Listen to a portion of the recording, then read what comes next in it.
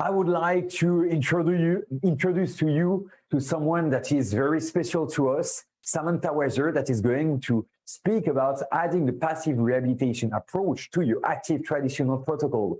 Samantha is, of course, one of our oldest friends. We are there in Paris. We are there in a very special place in Paris, by the way, a place where she was living at when she was studying. So there is a clear link between California, where you are, I think that you are right now in Texas for a Congress, but between California, where the AOMT is based, and Paris, where we are right now. You are almost half French and half Parisian in your heart. We are so glad to welcome you at the Froggydays. You are for me one of the most skilled myofunctional therapists as a therapist, but also one of the most skilled myofunctional therapist trainers, because you were training hundreds, maybe that I can even say thousands of myofunctional therapists all over the world. You were not only teaching them how to make all the therapy, how to rehabilitate all the patients, you were also giving them the taste of the myofunctional rehabilitation,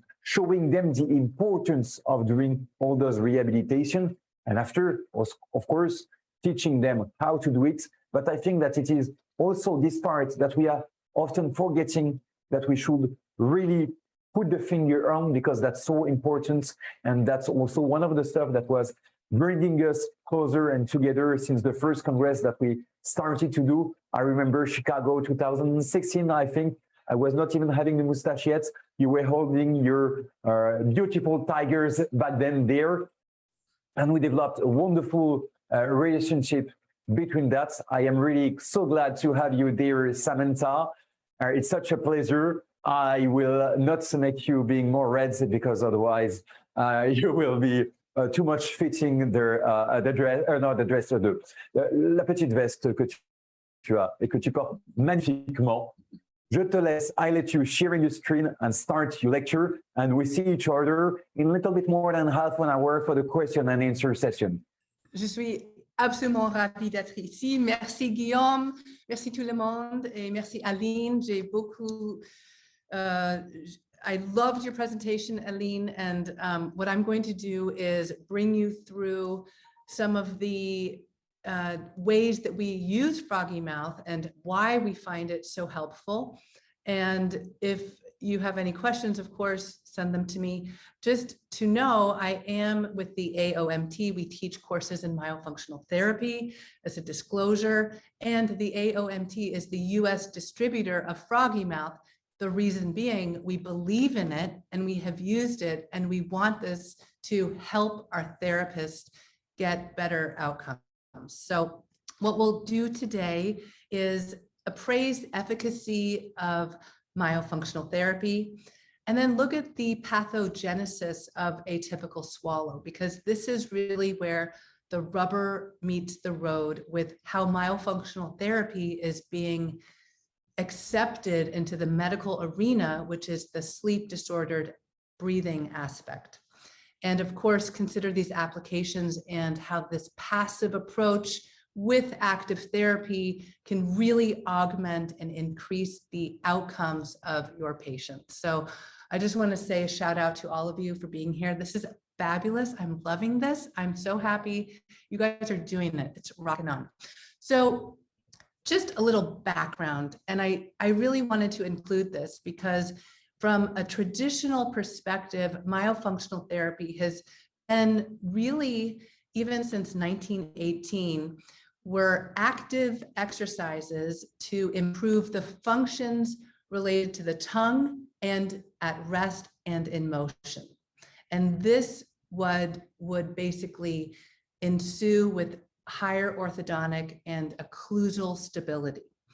And in the 1950s, this insight into the swallow was how myofunctional therapy was applied. And it really focused on the tongue thrust and how to tame the tongue.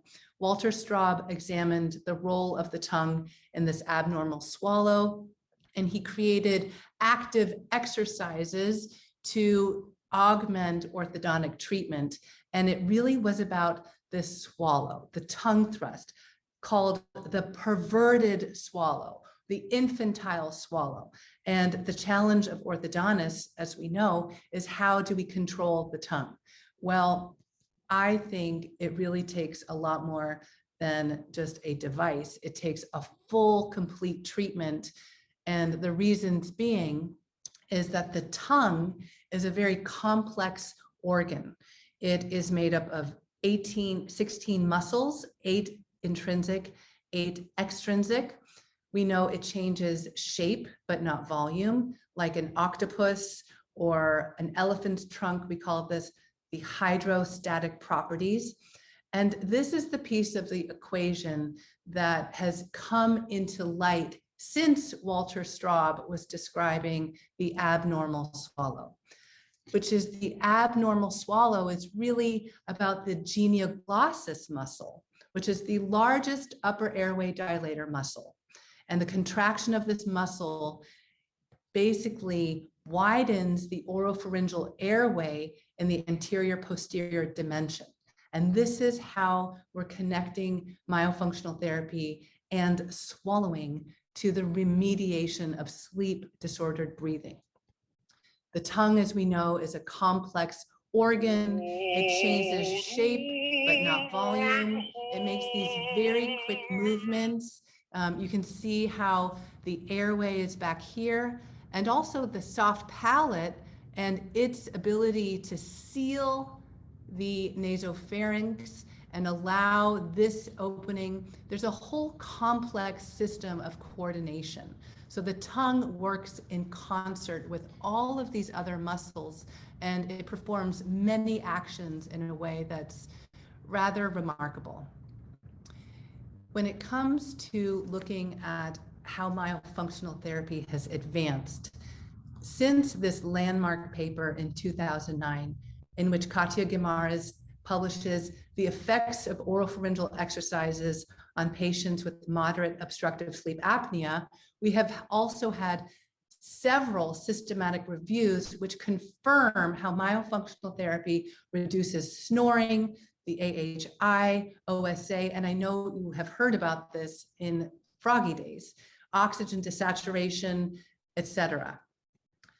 So now that we're looking at this wider collection of research, I do want to make a shout out to Philippe Amat and his meta-analysis and others, Macario Camacho, and these other meta-analyses have really put the validation behind myofunctional therapy. And this is really has elevated how myofunctional therapists can work collaboratively with so many providers. These meta-analyses confirm that myofunctional therapy serves as an adjunctive treatment to other OSA treatments. And I want to just touch on this because it does relate to FroggyMouth. Now, FroggyMouth, as you know, is a neurological device, and we have heard about the stomatognathous system, and we'll continue to hear from Dr. Fellis coming up. And there is an anatomical structure that is regulated by the stomatognathous system. There are the teeth, the mandible, the maxilla, the temporomandibular joints, and these nerves and vascular systems. And then you have the regulation of the functions, which include mastication, swallowing, speech, and breathing. And of course, the maintenance of the head and neck posture as it relates to the mandible, tongue, and hyoid bone. So there is a true nexus of coordination, which is a neurologic regulating event from the brainstem, which is how I believe this passive approach to therapy with a FroggyMouth can increase the outcomes that we're striving for in myofunctional therapy. And this is the piece that I think is really fascinating. So the midbrain, which is the top part of the brainstem, this is shown here. It regulates the eye movements. The pons is the middle portion of the brainstem. It coordinates facial movements, hearing, and balance. And then you have the medulla oblongata, the bottom part of the brain, which helps regulate breathing, heart rhythms, blood pressure, and swallowing. Now, if you have ever done a public speaking event and you're so nervous, suddenly saliva either floods or dries up in your mouth, your heart rate increases, and your swallowing function when you're in that state of fight or flight is absolutely impaired. And so these concepts around the myofunctional and stomatognathous system is really how we regulate our vestibular movements, our head and neck posture, and this is a neurologic event. Now, when there's a disruption inside the stomatognathous system, we have what ends up as a condition that is a chewing, breathing, and or swallowing disorder. So a disorder or disruption in the stomatognathous system, which, by the way, can happen in utero, is going to invite a chronic condition, and that's what we describe as a myofunctional disorder. A myofunctional disorder is a chronic condition. It is usually not acute, it can be, but usually it advances over time, and it's really hard for a pediatrician to understand how this condition may not be something to treat, because it seems like children can get away with, maybe they look a little tired, they need to get to bed on time, but we're really looking at the compensations that arise out of this chronic condition. And the compensations show up in the breathing, the chewing, the swallowing, and this has an impact on the craniofacial morphology, so the way that our face grows, and has been shown to lead to sleep disordered breathing along with other pathophysiologic endotypes, such as glossopostural syndrome. And we have this poster available. It's 32 clinical markers of the phenotypes of myofunctional disorders. The list is exhaustive, and if you look through these conditions, I think you'll recognize a lot of conditions that accompany what might be comorbid with other conditions. And I will focus on the swallowing aspect in how we treat this in myofunctional therapy. So we'll look at the tongue thrust and the atypical swallowing. So anterior tongue thrust with a clinical marker, essentially how this shows up. What is the phenotype? Lack of nasal breathing or sleep disordered breathing may lead to the tongue moving or resting forward and pushing against the teeth. During the swallow, instead of the tongue going up into the palate, it moves forward or laterally. Now, I'm pointing this out here because swallowing is intricately connected to breathing. So we can't just look at swallowing as an isolated event. We have to look at the breathing, because the breathing is what's regulating, and the disruption of breathing shows up in this myofunctional disorder with a genioglossus coming forward. And how do we treat that? Well, after ruling out the allergies, any nasal obstruction, and or low muscle tone, a myofunctional therapist will modify the behavior, promote a lip seal, including the normalization of breathing if the patient is a mouth breather. And if it's not treated, we see how this shows up from a craniofacial morphologic perspective with this open bite. You can have a lateral open bite, bilateral, and this is really where the orthodontic world has asked myofunctional therapists to tame the tongue. But it's not just about the tongue. We have to look behind what's causing that genioglossus to protrude in the first place. Interestingly, the evolution of pharyngeal collapse in humans developed over time. So all other animals and mammals, they have this infant human velo-epiglottic overlap. However, at some point in the evolution of upright posture, the lengthening of the pharynx created a condition that made breathing much more challenging. And it wasn't just that the pharynx lengthened as humans got up on 2 feet. It was more than that. Now, the pharynx is this passageway that keeps the airway open. It allows for breath to come in and out of the lungs. And it's also intricately involved with swallowing. It creates a series of chambers that generate enough pressure to support the muscle strength to swallow. And of course, speaking.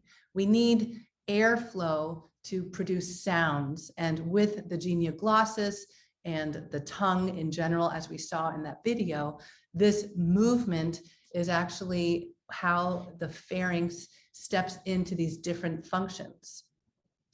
So the pharynx elongated as humans got upright, but there's something else that happened. If we look at the way humans used to breathe, and this is just an example of taking the water, bringing it to our face, and sucking in instead of what would be the next condition, which is a different way to drink, you can see how swallowing has changed due to evolution and the industrial age.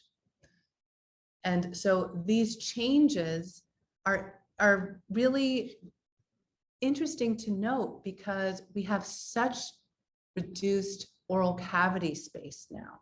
And what that means is that we literally are not able to allow the tongue to function. There's a compromised space based on this evolution. And the change in the musculature has also compromised the way our tongue and these other accessory muscles function. Now, just some facts.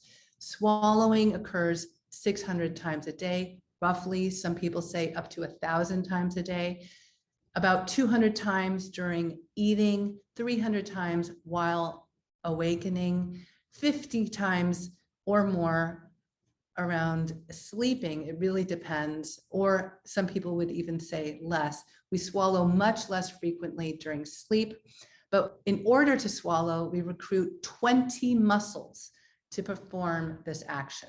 And these muscles are what are required to have enough force to push up. Now, this is a IOP device which measures tongue strength and endurance. And this is a device that has been made to measure how much tongue function is present to create a good enough swallow. The Mallampati score has shifted in terms of our oral cavity space, because now that we're drinking differently and we have less opportunities of chewing, what we see is this evolution of myofunctional disorders is really a product of modern culture. And other aspects that play into this would be a tight frenulum, or overuse of bottle feeding, or pacifier use, and the conditions around which we overuse pacifiers and sippy cups. And again, feeding into this obstruction of the nasal passages, maybe some other habits, including digit sucking or reduced muscles of mastication. All of these lead to the altered mandibular posture. And that's really what ends up happening for our poor tongue. It doesn't have enough space to even breathe. And it reduces the use of these muscles of mastications, changing the skeletal form. And essentially, this is what is going to guide us toward this chronic, recurring instability that shows up in advanced disease states like sleep apnea, TMD, and orthodontic relapse. Now, why are our faces shrinking? We know that the industrial age has reduced the extent with which we chew, but now understanding how the tongue is meant to grow the face forward, and you add insult to injury with soft foods, les pâtes, les croissants, mac and cheese and juices. And I'm from Los Angeles, and we live in a culture where everyone's drinking their food, thinking they're getting all this blue-green algae, but without the mechanical compression forces of the teeth and the tongue in the palate, which is what happens with tongue posture and chewing, the faces are not grown forward. And this is described in the Moss functional matrix. Now, what is good oral rest posture? Essentially, the pressure of the tongue is up into the palate.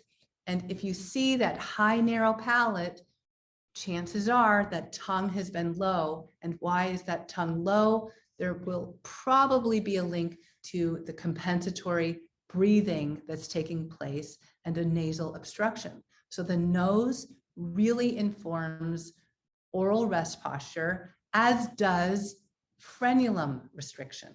So there's other variables at play. We want the whole tongue in the palate, we want the lips closed, and we want those teeth slightly apart in proper oral rest posture.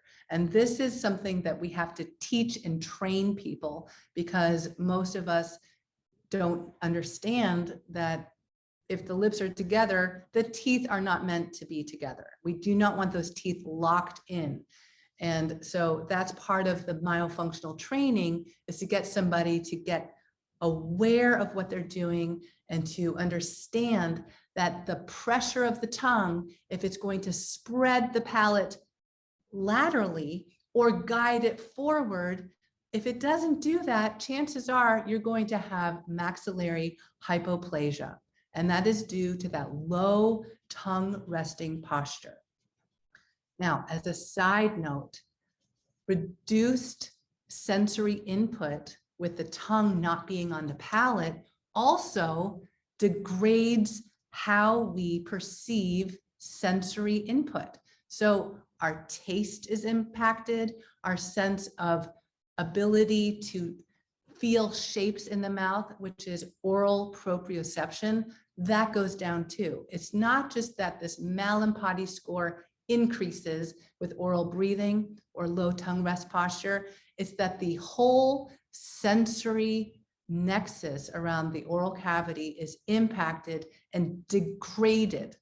And I want you to hear this. Mouth breathing degrades perception.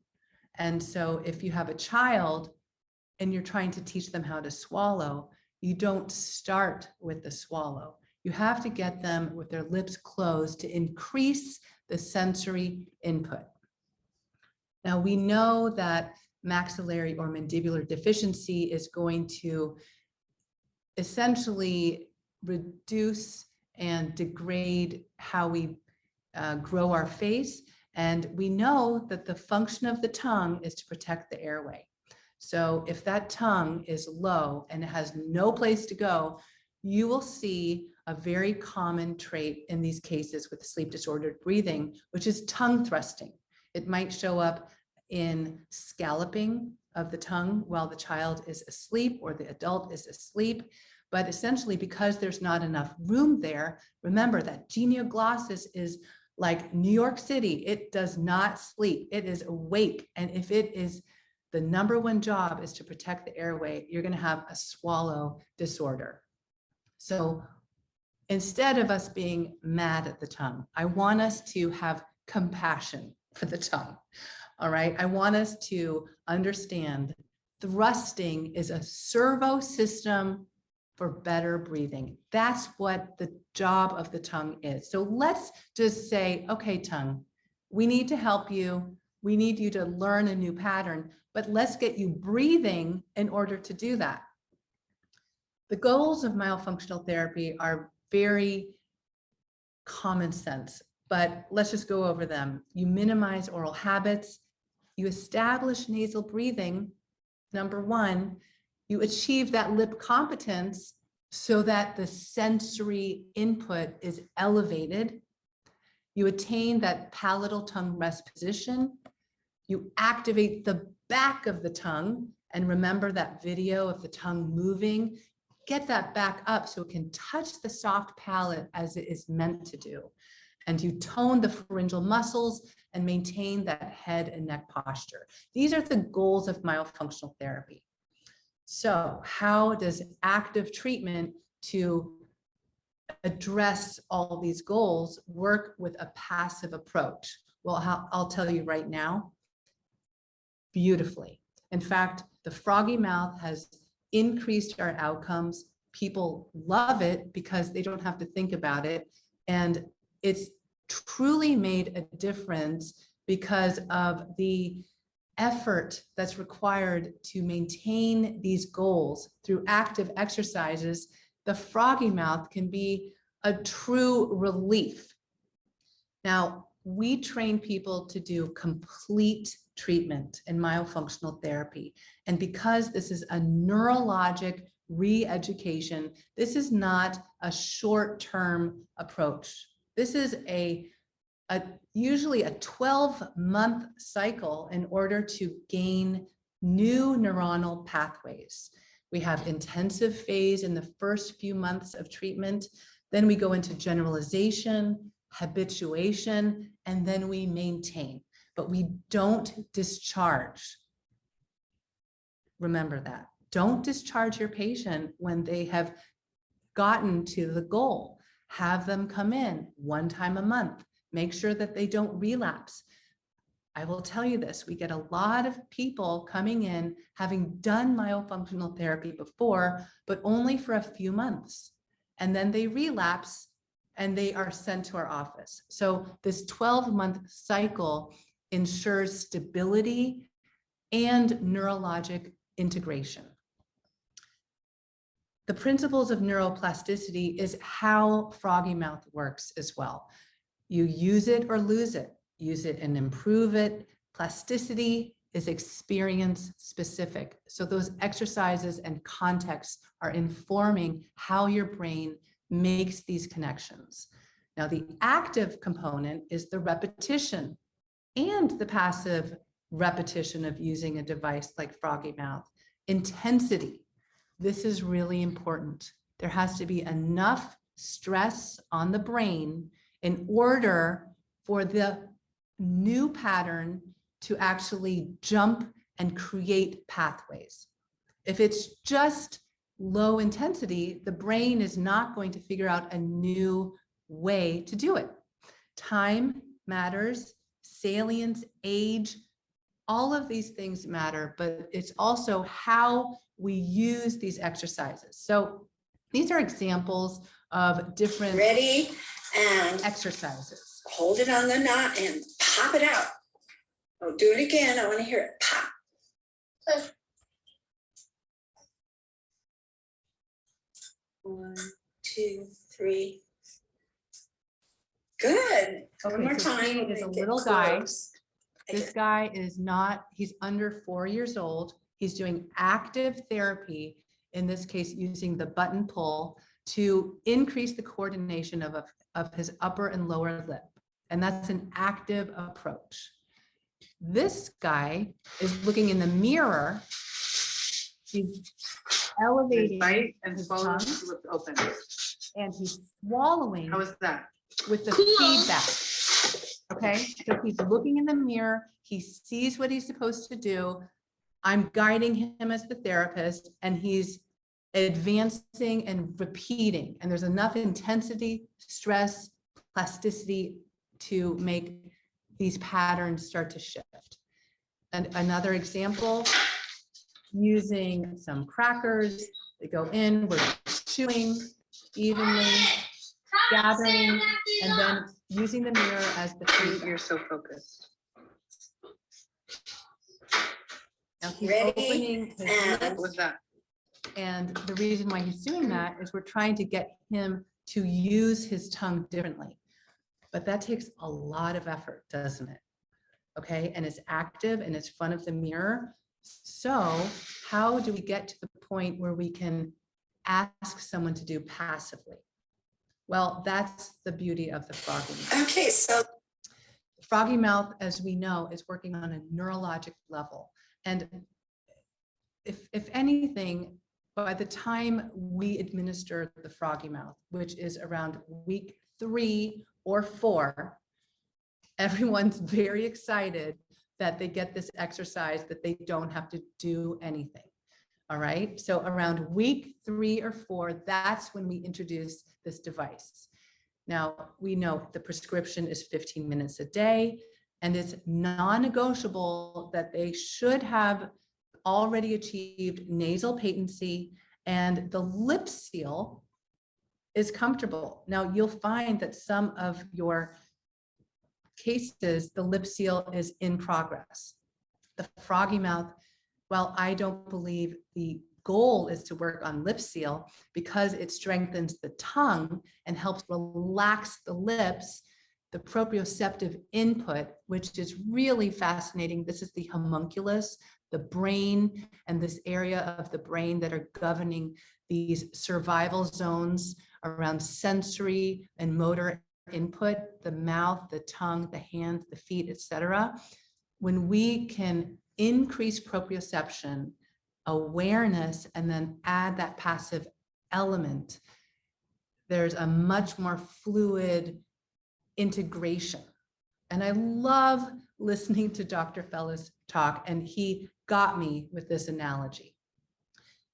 When we have this mountain, who here you see the old pattern. These are the neural pathways of the ski tracks down a mountain.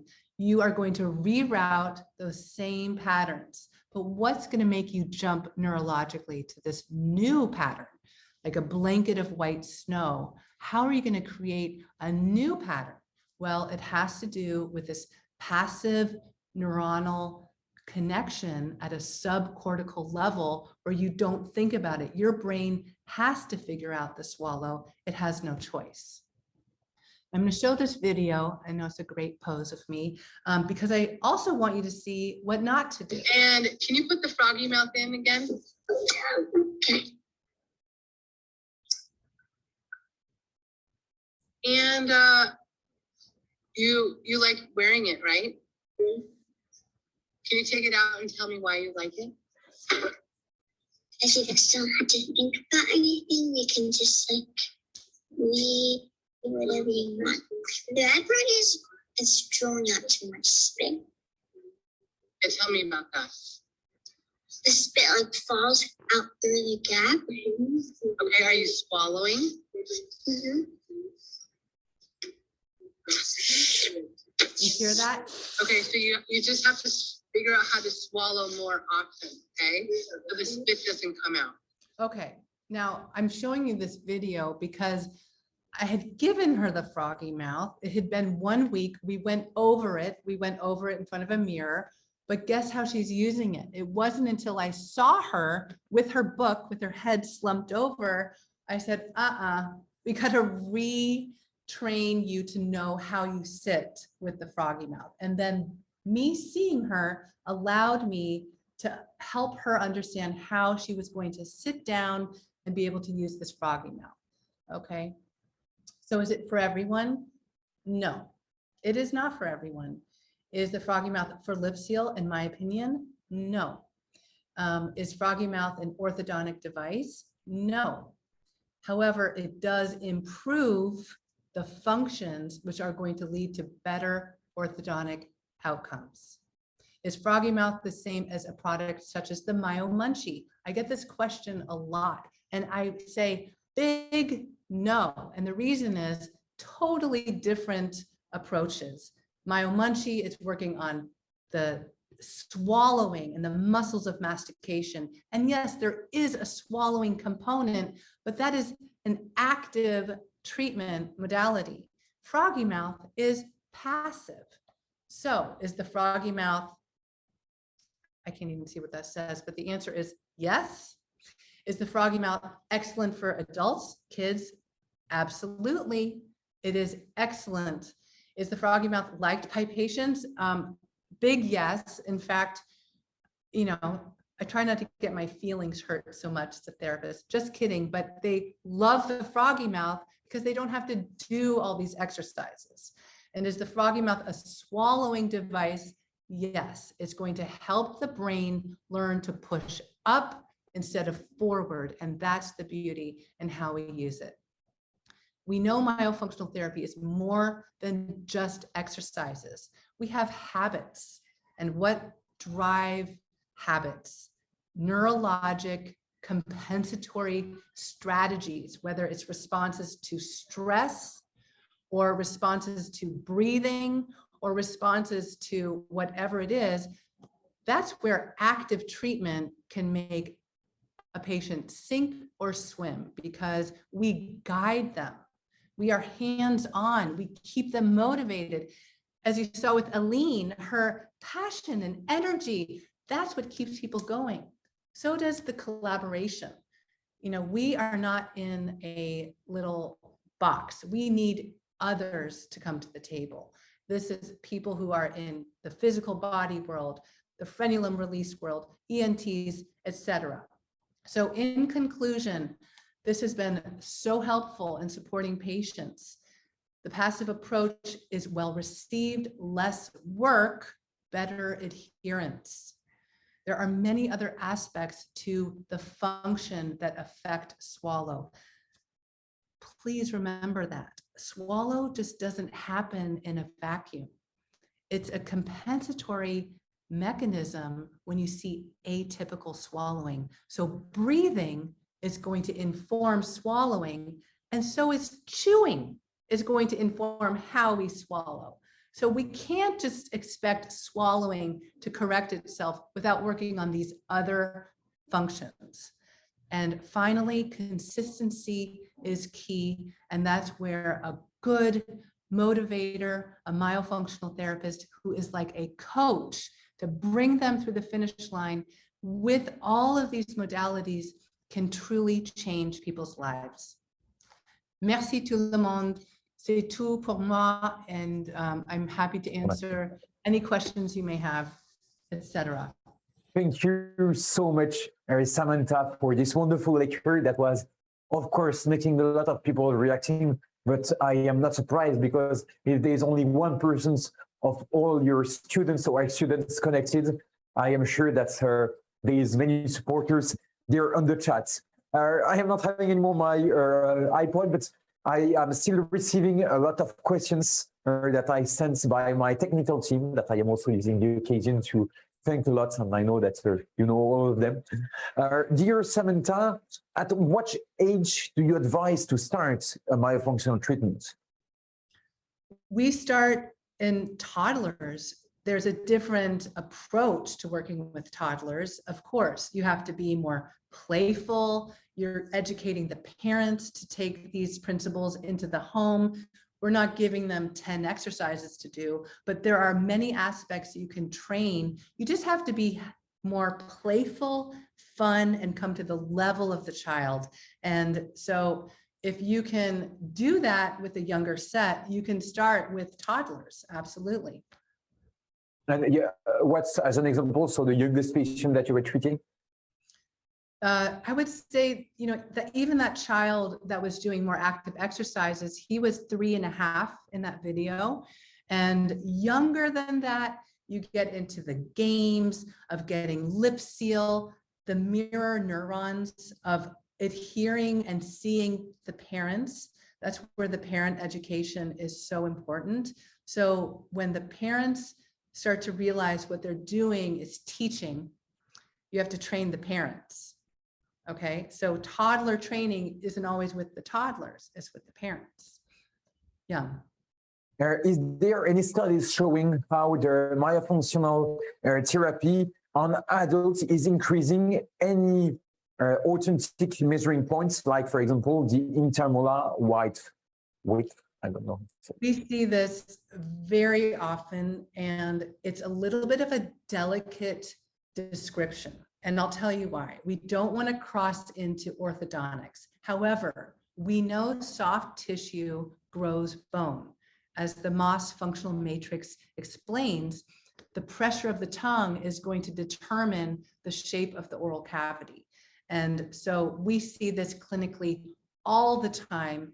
And in terms of research, I do know that there is a lot of intermolar width that's described in clinical cases, and we see this presented in our coffee clutch, for example, even several millimeters just with myofunctional therapy of intermolar width happens all the time. I think that what we can say for sure is that at least on young patients, it is having a clear impact on that, thanks to the tongue posture and the simulation of the growth of the tongue. Yes. Someone is saying excellent exposition, excellent speech therapies. Your treatments are active, passive. What is the differences? What are the differences in terms of therapy time, efficiency, seen comparing the only active treatment or the active plus passive treatment? I think it's a little bit also going on the same direction than the study that Eleonore was presenting to us a little bit earlier. Well, you know, myofunctional therapy is a journey, and you sign up with somebody for at least 1 year of their life. And the reason that we train people to think in these terms is that there's going to be phases when people drop out, or they hit a wall, or they can't do something. So you can actually bring in passive approaches at different stages, depending on what's going on for that patient. You can augment or facilitate another aspect when you bring in passive and just put active down. Sometimes we say, forget it, take a break. I don't want to see you. Don't even say the word myofunctional therapy. It's too much. So stop that. Don't think about it. And they get, oh, but really, can I do this? Okay, why don't you do the FroggyMouth? Why don't you just do that? All right. And interestingly, sometimes the brain just needs more integration phase. And I feel like FroggyMouth is a really good device for that specifically. And I think that's a last question about how to use it or not use it. We know that FroggyMouth is compatible with a lot of devices, the aligner, the braces, but one question that is often coming back is if it is also compatible with an expander. Absolutely. Yes, you can use this device. That's the beauty of it. It almost doesn't matter what's in your mouth. The only catch is that if you don't have that tongue to palate contact, proprioception will decrease. So if you're trying to get people to be aware of tongue pushing up instead of forward, if it's hitting acrylic, sometimes that sensory input is going to be augmented, but you're still going to have to push up because you can't swallow pushing forward. So it's another avenue in to gain the same outcome.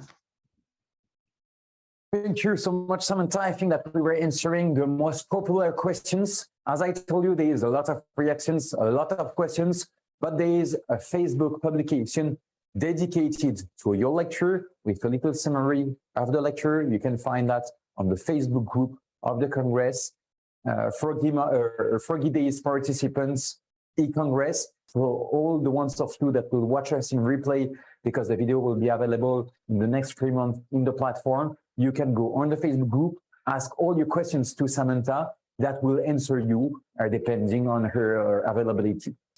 Thank you so much, Samantha, for your time. I know that you are in the middle of a congress in Texas. Oh, I'm so happy. I'm so glad. It's so fun. I like the green. It's really energizing. It's the FroggyMouth studio that we are on. Oh yeah, green, abundant. And Samantha, I want our next lecture together to be not live from Texas, but live from the FroggyMouth studio, live from the streets where you were studying, and live from Paris. That has to be our next lecture together. I'm there. We do that? Là, oui. Tout de suite. Parfait. Samantha, merci infiniment pour ton temps et cette formidable conférence. Merci infiniment, Samantha, et à bientôt. Tout le monde. Ciao, ciao.